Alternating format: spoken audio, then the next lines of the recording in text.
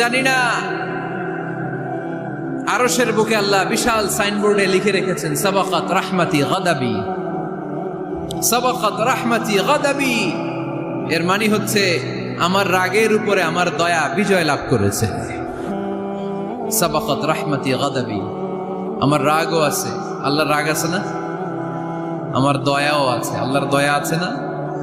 আল্লাহ বললেন আমার রাগও আছে, আবার আমার দয়াও আছে, তবে জেনে রেখো আমার রাগের চেয়ে দয়া বেশি। আমাদের পাপ অন্যায় যত বড় হোক, মনে রাখবেন আল্লাহর দয়া তার চাইতেও বড়। নাকি ছোট?